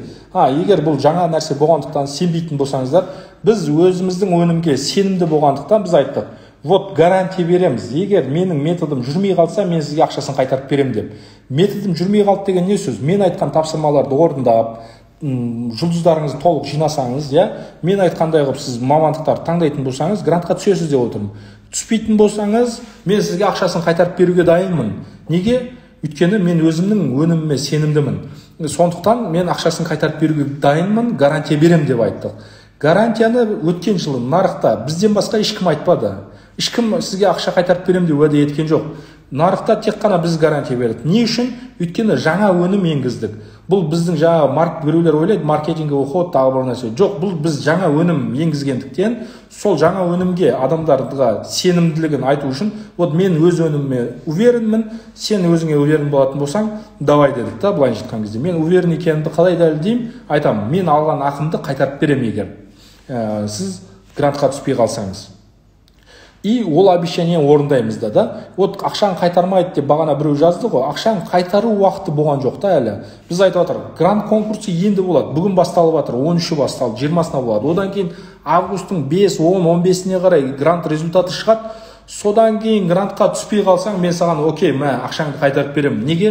Өйткені сен жұлдыздардың бәрін жинапсың, мен айтқандай қылып таңдадың, бірақ грантқа түспей қалдың, ақшаны қайтарып беремін. Бірақ әлі адамдар жұлдызын жинамаған, грант конкурсына әлі басталмаған, қатыспаған, тағы бір нәрсе, бірақ айтады, вот мен ақшамды қайтарып бер. Өткенде болған бір апай жазады маған жаңағы, вот мен қызым бітті, грантқа түспей қалды дейді да. Ол кезде әлі грант саны да шықпаған. Не түспей қалды, қалай сонда ол десем, неше алды деймін, 70 балл алды деймін. Қалай түспей қалды, 70 балл алса? Грант саны шықты ма деймін, жоқ дейді. Грант конкурсы болды ма? Жоқ, болған жоқ. Грант конкурсы болған жоқ, нәтижесі шыққан жоқ, қалай грантқа түспей қалды деп айтып жатсыз деймін да, түсініп жатқан жоқпын. 70 балл алған болса, грантқа түсу мүмкіндігі қайда көп қой, толып тұр ғой. То есть бізде өкінішке орай кейбір адамдардың әдейілеп жіберуімен бізге қарсы хейт жүрді. Біз хейтер деп өзіміздің оқушыларды, оқырмандарымызды емес, бізге қасақана әдейілеп жамандық, сондай тілеп, сондай жасап жатқан адамдарға айттық та. Вот солардың кесірінен тіпті кейбіреулері болды, біздің оқушыларға звондап айтып жатыр. Біздің оқушылар айтты да, вот бізге мынандай номер звондап жатыр. Вот жоқ, қайтармайды екен ақшасын деген сияқты. Әдейілеп тұрып звондағандар болды. Кейбір пабликтерге өтірік әңгімелер таратты. Яғни біздің оқушымыздың көп болғандығын, біз нарықта жаңа нәрселер енгізгендігімізді, керемет өнім енгізгенімізді, гарантия бергенімізді, тағы басқаларын көре алмай адамдар, кейбір конкуренттеріміз осындай өсек аяң жіберіп, бізге қарсы осындай шабуыл жасады. Біздің хейтерлеріміз де солар, жалпы айтқан кезде. Біз өзіміздің оқырмандарымызды, оқушыларымызды жақсы көреміз, әрқашан олармен біргеміз, және біз олардың құқығын қорғауға, оларға әрқашан көмектесуге тырысып келеміз. Енді осы жылдың қорытындысы ретінде статистикалық мәліметтерді келтірейін. Біздің оқушылардың барлығы әрине бағана айтқандай 140 балл алған жоқ. Себебі біз 140-қа да тырысқан жоқпыз да барлығын. Бірақ оның ішінде жақсы нәтиже көрсеткені бар, онша емес көрсеткені бар. Мен сіздерге статистикалық мәліметті ашық, как есть ашып көрсетіп жатырмын. Біріншіден, мынау көріп отқандарыңыздай оқушы саны деген көрініп тұр. Сол оқушы саны деген жерде 50-ден төмен алғандар 432 екен. 50 проходной жинай алмаған. Өкінішке орай біздің оқушыларымыздың ішінде проходной жинамаған адам саны осынша. 50 мен 60 баллдың арасындағы 1644 адам бар. Тура солай әрқайсысын көре берсеңіз болады. Мысалға 100-ден асырған, 100-ден 120-ның арасында алған 741 оқушы бар екен да. 120 мен 140 арасында алған 139 оқушы бар екен. Осылардың барлығы біздің оқушыларымыз. Бұлардың результаттарын біз Инстаграмға да шығарып жүрміз, отзывтарын да шығарып жүрміз. Кейбіреулер айтады, жаңа ойбай, неге сендерде негативный отзыв көп дейді. Негативный отзыв 1%-ға да жетпейді. Негативті етіп отқан, нашар деп айтып отқан оқушылардың саны 1%-ға жетпейді біздің оқушылардың.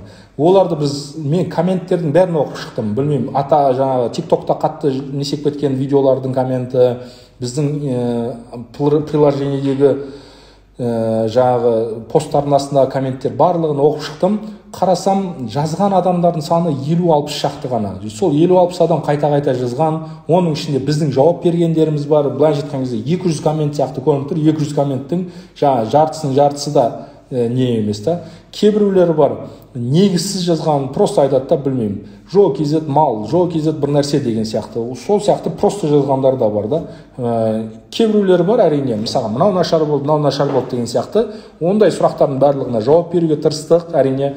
Енді нәтиже осындай. Жұлдызшамен қарайтын болсақ, біз айттық қой, жұлдызша жинайтын болса, біз сізге уәде еткен нәтижелерге жетесіз деген сияқты, 50 балдан төмен алған оқушылар 400-дей оқушы, 432 оқушы. Жұлдызша жинау керек болған жұлдызшаның 21%-ын ғана жинаған екен. Енді мысалға айтайық, ол орташа 21%-ын, біреулер 30%-ын жинаған, біреулер 10%-ын деген сияқты, в среднем 21%-ын жинаған екен. Сонда былай жеткен кезде оқымаған деген сөз. Егер берген тапсырмалардың 21%-ын ғана орындайтын болсаң, I'm sorry, онда ренжімеңіздер да, 50 балдан аз аласыз да онда. Әрі қарай қарайтын болсақ, тапсырмалардың 35%-ын орындағандар 50 мен 60 балдың арасында алған. Немесе біз берген тапсырманың 70%-ын орындағандар 120 мен 140-ның арасында алған.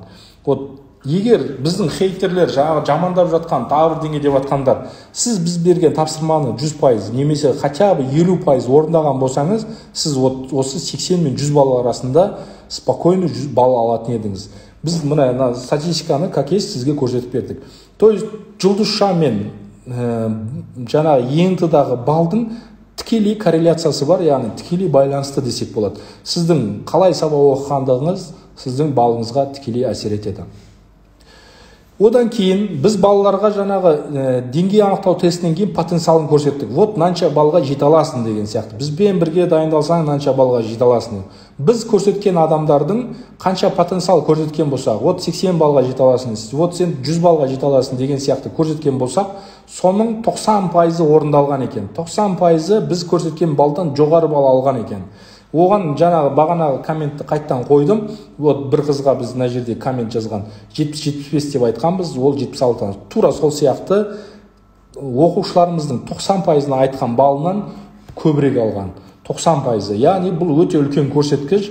Бұл деген сөз біздің өткен жылғы әдісіміз жүрмеді емес, ол өте жақсы орындалды деген сөз. Өйткені көбісіне пайда тиді. Я кейбір түсініспеушіліктер болды, кейбір біздің кемшіліктер болған болуы мүмкін. Бірақ бұл метод нашар, тағы бір нәрсе нашар деген сөз емес. Бұл өз жемісін берді жалпы. Әрине біз бүйтіп қарауға болады. Мен жаңа кейбір адам, жаңа 50-60 адам, там білмеймін, 80 адам жаман коммент жазды екен деп бүкіл нәрседен отказ беріп, жауап кезетті жауап тастайық, білмеймін, оқытпайық деген дұрыс емес. Өйткені ар жағында 99% адамға пайдасы тиген болатын болса, мен бұл жұмысты одан әрі, одан самайын күшейтіп, әрі қарай да биыл 2 есе көп оқушыға оқыту керекпіз. Мысалға 8500 оқушы оқытқан болсақ, келесі жылы 16000-17000 оқушыны оқыту керекпіз да. Неге? Өйткені біздің берген білім оларға пайдасын тигізіп жатыр.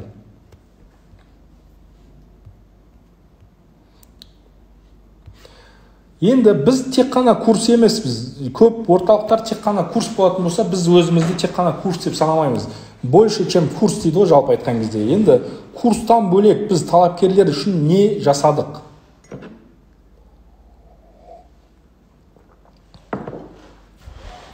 Бір сағат болды, эфир үзілген жоқ, нормально ма? Біз курстан бөлек оқушыларға не жасадық? Кейбіреулер ойлауы мүмкін, вот курсты сатты, ақшаның қалтасына басты, тағы бірдеңе қылды, үйтті деген. Жоқ, біз сіздерден алған ақшаны тек қана жаңағы өзіміздің қалтаға бастық деген сөз емес. Бұл жерде жаңағы мұғалімдердің жалақысы, анау мынау деген сияқты, программистердің жалақысы деген, одан бөлек көптеген нәрселер жасалып жатыр. Мысалға айтайық, ұбт-дағы өзгерістер. Көптеген жақсы жаққа қарай талапкерлер үшін жасалған біраз өзгерістерді біз ұсындық ұлттық тестілеу орталығында. Мен мына жерге әдейі сурет қойдым, ұлттық тестілеу орталығында жиналыста отырған. Мысалға айтайық, биыл бір рет болсын деген тұғын. Ұлттық тестілеу орталығының ұсынысы биыл ұбт бір рет болсын деген тұғын. Сол жиында 2 рет болсын деген мен ғана едім. 2 рет болсын, өйткені талапкерлерге бұл стресстен құтқарады, сіздер үшін 2 рет болсын деп, мен сіздердің құқығыңызды қорғадым сол жерде да. Екіншіден, өткен жылдары грант конкурсында көптеген қателіктер болды. Көптеген балалар техникалық қателіктен, тағы басқа қателіктерден грантқа түспей қалып жатты. Мысалға айтайық, статусын білмеу деген нәрсе болды. Грант конкурсына подавать етеді, документі қандай статуста екенін білмеді. Біз осыдан 2 жыл бұрын 10.000 абитуриенттің документі өтпеген, бірақ өтпеген жайлы өздері білмейді. Солардың барлығына бізге неседі, ұлттық тестілеу орталығы хабарласты, вот біздің оқушыларға хабарласып берсең болады ма? Осындай сервис жасап берсең болады ма деген. Біз оларға сервис жасап бердік. Сөйтіп 10.000 оқушының қайтадан тапсырып, дұрыс тапсыруына ықпалдығымыз тигіздік, көмектесіп бердік. Одан бөлек бір жылдары 300 оқушы дұрыс емес жаққа тапсырып таңдамаған мамандығына түсіріп жүрген тұғын. Біз де ол туралы олардың құқығын қорғап, оларды айтып, дұрыс таңдауына қарай түсуіне көмектестік. Одан бөлек жыл сайын бізге оқушылар әртүрлі қателіктердің кесірінен грантқа түспей қалған оқушылар жекеме шығады. Вот ағай, маған көмектессеңіз бола ма?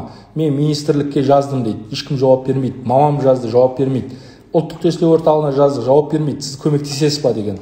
Мынандай жағдайлар болды. Мен оқушының документтерін жинап, өз қолыммен апарып, министрлікке, ұлттық тестілеу орталығына апарып, директордың алдына апарып беріп, оның ұту керек грантын қайттан алып берген кездер болды. Негізсіз, дұрыс емес жолмен, жаңағы қателікпен алынып қалған нәрселер. Бұлардың барлығы мен сіздер үшін жасадық та бұл нәрсенің бәрін. Немесе мысалға айтайық, өткен жылдар болды, әртүрлі квотаны дұрыс есептемей грантқа түспей қалған. Олардың барлығын СМИ-ге шығарайық, айтайық деп, қайта ұлттық тестілеу орталығына барлығына мен айтып жүрдім сіздерге. Енді жалпы айтқан кезде Бұлардың барлығы курстан бөлек талапкерлер үшін жасалып жатқан нәрселер. 1 минут үзіліс жасай тұрайық.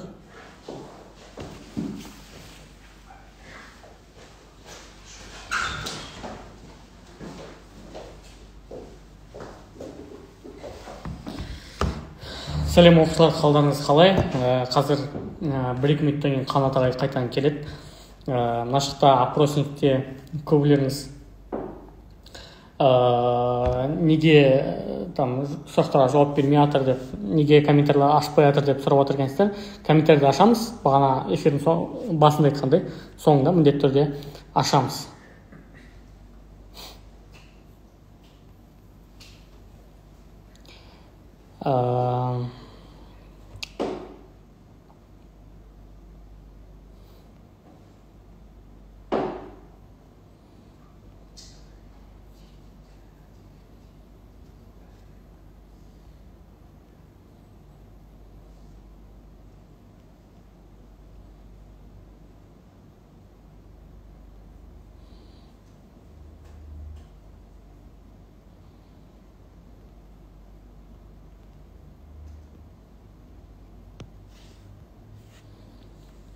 Бағана ғана біздің статистикамыз көрдіңіздер, қалай екен статистикамыз.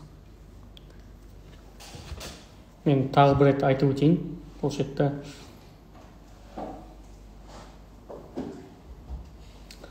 Жыл қорытындысы бойынша 121 мен 140 балдың арасында бал жинаған, бізде 139 оқушы бар.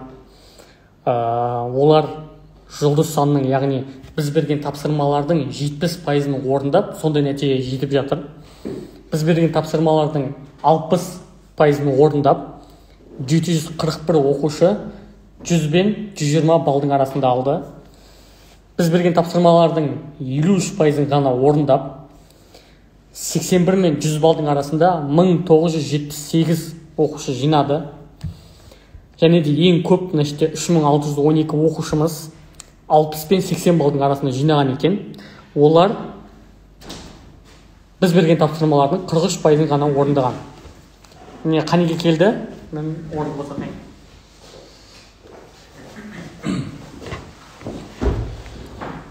Мысалға біз айтып енгізген өзгешеліктерді айтайын тағы да. Мысалға информатика пәнін биыл қоспақшы еді. Жылдың ортасында январда ма айтты. Біз оны айтып, мен 2 күн бойы қайта хабарласып, бұл мәселенің дұрыс емес екенін, жиында да, біздің жиналыста да мен қарсы шықтым. Жылдың ішінде өзгеріс енгізбеңіздер, бұл талапкерлерге қиындық туғызады. Өйткені олар IT-ге түсу үшін физикаға дайындалып келді. IT-ге түсу үшін физикаға дайындалып келген балаларға қазір информатика дейтін болсақ дұрыс емес болады деген сияқты бұл мәселені айтып, түнгі 10-да маған звондап айтты да, ұлттық тестілеу орталығынан, информатика қоймайтын болдық деп. Ертесіне хабарлама шықты. Неге маған айтты? Өйткені сіздер үшін күнде шырылдаған ол кезде мен едім да, жалпы айтқан кезде. Біз тек қана сіздерге курс емес, сіздердің талапкерлердің пайдасы үшін, талапкерлерге пайдалы нәрсені жасауға, енгізуге, түзетуге тырысып жүрміз. Немесе осыдан бірнеше жыл бұрын университеттердің шекті балл туралы, мысалға Казгу университеті Әл-Фараби атындағы, әлі ол туралы университеттің өзінің шекті балын енгізу туралы заң шықпай тұрып, өзінің шекті балын қойып бастаған тұғын. Оқушылар, негізі ол кезде тек қана ұлттық университеттер 65 балдан асса қабылдау керек тұғын. Бірақ олар қабылдамаймыз деді. Сол кезде министрлікке айтып, оқушылардың құқығын қорғап, біз қабылдаттырғыздық сол университетке да. Неге? Өйткені заң бойынша қабылдауға міндетті еді да. Бұлардың барлығы не үшін айтып жатырмын? Өйткені біз тек қана сізге курс беріп қою емес, біздің мақсатымыз сіздерге көмектесу, шын мәнінде көмектесу. Енді менің мақсатым сіздерге көмектесу болатын болса, грантқа түсіруге тырысатын болса, ауылда қалып кететін болсаңыздар, я жұмыс жоқ, я оқу жоқ, ешқандай бір болашақ болмайды да. Ондай болатын болса, сіздер жақсы университеттерде, жақсы мамандықтарда оқу керексіздер. Сол үшін мен тырысып жатырмын да. Мүмкін хейтерлер, тағы біреулер ортада бір кедергі жасауға тырысуы мүмкін. Анау дұрыс емес, мынау дұрыс емес, тағы бір нәрсе деп балаққа жармасуы мүмкін. Олар маңызды емес, айтатын адам айта береді да, ит үре береді, керуен әрі қарай жүре береді. Менің мақсатым сіздерге көмектесу болғандықтан, біз өз жұмысымызды одан самайын, одан да шабыттан әрі қарай жасай береміз да. Немесе білмеймін, пробный тесттер, мысалға айтайық, пробный тесттің статистикасын айтам дедім жаңа. Биыл өздеріңіз білесіздер, бұрынғы жылдары пробный тест, тегін пробный тесттер болатын. Бұрынғы жылдары мысалға кітапша шығатын. Биыл шықты ма мысалға тест кітапшалары? Шыққан жоқ. Ұлттық тестілеу орталығының сайтында тегін пробный тест болды ма? Болған жоқ. Басқа орталықтарда болды ма пробный тест тегін? Барлығына жалпы болған жоқ. То есть өзінің оқушысына болған болуы мүмкін, бірақ барлығына жалпы болған жоқ. Біз Қазақстанның талапкерлері осындай қиын болатыр ғой деп, өйткені пробный тапсыратын мүмкіндіктері жоқ деп, біз өзіміздің платформада барлығына тегін қылдық. Біздің оқушылар айтты, ақша төлеген оқушылар, неге барлығына тегін қылып жатсыңдар? Неге бізге ғана бермейсіңдер деп? Неге? Өйткені біз барлығына көмектескіміз келеді, барлығының грантқа түскенін қалаймыз, барлығы жақсы білім алсын дейміз да. Сол үшін аптасына бізде 20 мыңдай оқушы пробный тест тапсырды. Біз жаңағы айтқандай пробный тестті тек қана әшейін жауабын беріп қою емес, шешімін де бердік, тақырыптық талдау бердік, рейтингін көрсеттік. Егер бұл ұнамайтын болса, жаман болатын болса, 20 мың адам апта сайын тапсырмайтын еді. 100 мыңнан аса талапкер, 120 мыңдай талапкер бір жыл бойы біздің тестті қолданып келді. Осы жерде көріп отқандардың басым көпшілігі біздің пробный тестті тапсырып дайындалды. Содан бір несін пайдасын алды жалпы айтқан кезде. Бұны ешкім жоққа шығара алмайды. Біз тақырыптық тестті сентябрьде қосып бердік балаларға. НЦТ ұлттық тестілеу орталығы оны білмеймін декабрьде ма, январьда ма қосты. Бізден көріп, бізден кейін осындай нәрсе жақсы екен қосайық деді. Бұл былайша айтқан кезде нарықтағы өзгерісті біз енгіздік. Нарықтағы балаларға пайдалы нәрсені біз бердік. Ұлттық тестілеу орталығы бермеген нәрсені бердік та сіздерге. Мемлекет жасамаған нәрсені біз сіздерге өз ақымызға жасауға тырысып жатыр. Яғни бүйтіп қараудың қажеті жоқ. Курстың ақшасын алып алды екен, қалтасына басып байып жатыр екен. Жоқ, олай емес. Біз сол ақшаға сіздерге пайдалы нәрсе беруге тырысып жатырмыз. Сол ақшаға сіздерге қажетті платформаны одан самайын күшейтуге тырысып жатырмыз. Одан самайын базаны жаңартып, жақсартуға тырысып жатыр. Қазір жазып жатыр, қаншама оқушы күнде любой посттың астындағы біздің комментарий қарасаңыз, апталық тест қашан ашылады дейді. Бір нәрсенің құндылығын қай кезде түсінуге болады? Егер ол жоқ болған кезде адамдар сұрай ма, сұрамай ма, әлде жұрттар елемей қала ма? Сол кезде ғана құндылығын білесіз. Допустим, бір нәрсе бар дейік, соны алып тастаған кезде адамдар іздеп сұрай ма соны? Сұрайтын болса, егер көп адам сұрайтын болса, демек ол құнды деген сөз. Өйткені оның жоқ болуы оларға ауыр тиіп жатыр деген сөз. Енді біздің қазір апталық тест 2 ай болды, қазір қосылмады әлі. Себебі базаны жаңартып жатырмыз, жақсартып жатырмыз. И бізден күнде сұрайды. Апталық тестті сендер обещать еттіңдер, қашан шығарасыңдар деп. Біз оны хотя тегін беріп жатырмыз. Бұлардың барлығы курстан бөлек бүкіл оқушыларға жасалып жатқан нәрселер. Одан бөлек колл-центр дейді. Қазір сіз мемлекеттік мекемеге звондап хабарласып көріңіз. Ұлттық тестілеу орталығына байланысты, грант конкурсына байланысты, ұбт-ға байланысты звондап, телефон көтергенін көрдіңіздер ма? Осы бір жыл бұрында, оның алдыңғы жылдарда абитуриенттер сұрақтарына жауап таба алмаған үшін бізге звондайды, бізге жазады. Мен егер тек қана курсты өз пайдамда ойлайтын болсам, онда ешкімге жауап бермес едік. Ешкімге дайректте басқа сұрақтарына жауап бермес едік. Сен курс аласың ба, алмайтын болсаң кете бер деп айтатын едік та. Жоқ, олай жасап жатқан жоқпыз. Біз барлығына көмектесуге тырысып жатырмыз. Оған бізге қатысы жоқ нәрсе болса да, біздің мамандар отырып түнге дейін ерінбей, түнгі 1-2-ге дейін жауап береді сіздерге. Бұның барлығы былайша айтқанда ресурс. Оны ешкім тегінге жасамайды. Мен оларға айлық төлеп, сіздерден курстан түскен ақшаны соларға төлеп, мен сіздерге жауап беруін қамтамасыз етіп жатырмын да. Былайша айтқан кезде біз тек қана курс деп айту емес, біз талапкерлерге қажетті бір платформамыз жалпы айтқан кезде. Одан бөлек кейбір сұрақтарға жауап берейін. Мысалға Наз деген қарындасымыз не деген, басқа курстардың кураторларын көрсең, жаным, күнім, ынталандырып отырады дейді.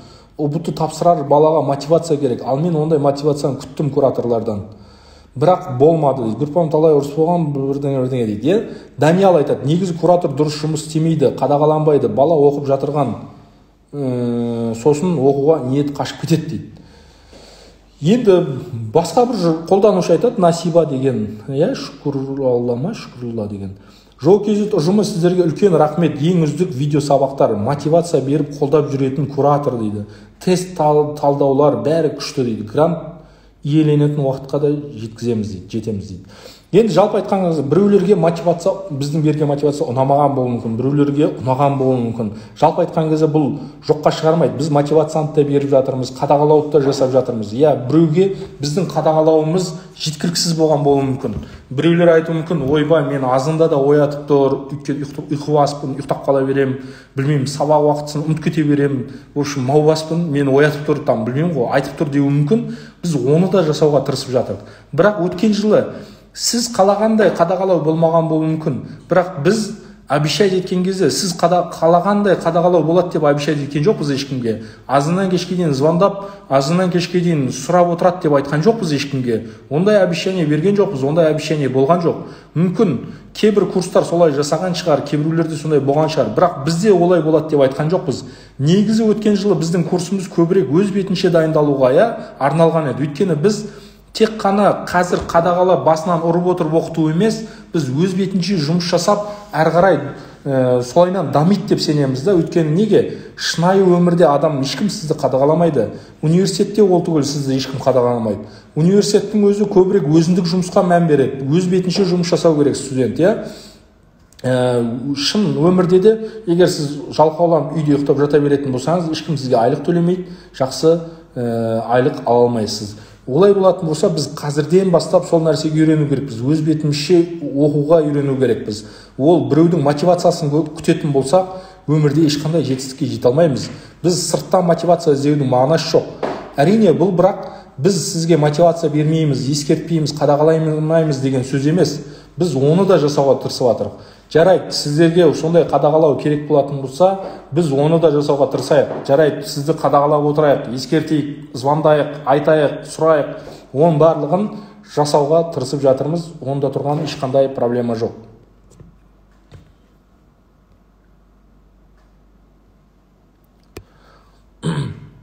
Егер қарайтын болсақ, отзывтарды да жалпы әртүрлі отзывтар бар. Жаңа біреулер тек жаман отзыв па деген сияқты, жақсы отзывтарды біз Инстаграмға да қойып жатырмыз. Онда тұрған проблема жоқ. Типа көбісі жаман дейді. Жоқ, ондай емес.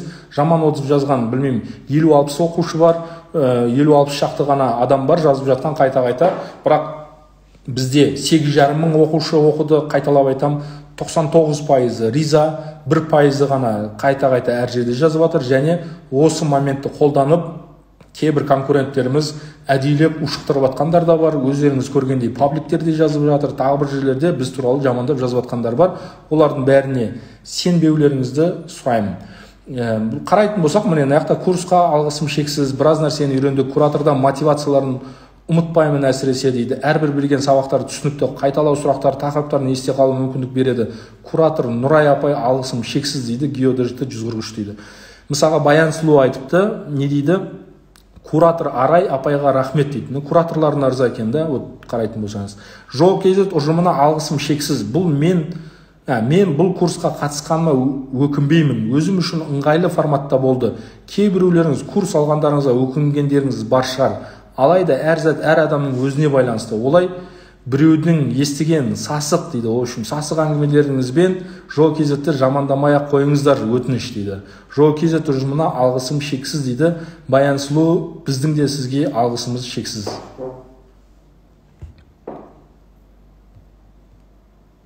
Дальше. В общем, алдыңғы жылғы бір отзывты шығардым. Мынау маған енді қатты не істеген, әсерленген тоже бір отзыв еді. Шынайы отзывтардың біреуі. Ағай, сәлеметсіз бе дейді, сіздерге деген алғысым шексіз. Менде 50 балмен Алматы түгілі оқуға түсе алмай қалам ба деп қатты қорқып едім. Сіздер маған үлкен үміт беріп, соған көмектестіңіздер. Бәрі сенбеп еді. Біз өзіміз ақ істеп алдық, өзгерте сал болмайды деп еді. Бірақ мен сіздерге сендім, өздері мақтанып грантқа түсе алмай қалды дейді. Айтқым келген, грантқа түскенім сіздердің арқаларыңызда. Үлкен рахмет. Атанам да рахмет айтып жатыр. Жұмыстарыңыз әрі қарай дами берсін. Алла разы болсын сіздерге дейді. Жалпы айтқан кезде баста айтып кеткендей, біздің курстың мақсаты сіздерді грантқа түсіру. Тура мына қыздың айтып отқан сияқты, біздің арқамызда грантқа түсіп, әрине бірінші Алланың тағаланың алдында арқасында, екінші біздің арқамызда десек болады. Көптеген оқушы осылайынан өткен жылдары грантқа түсті. Олардың отзывтары толып тұр. Олардың барлығын біздің аккаунтқа салып қойғанбыз. Пікірлерді оқысаңыздар болады. Бұндай нелердің барлығын жинайтын болсам, мыңдаған отзыв бар.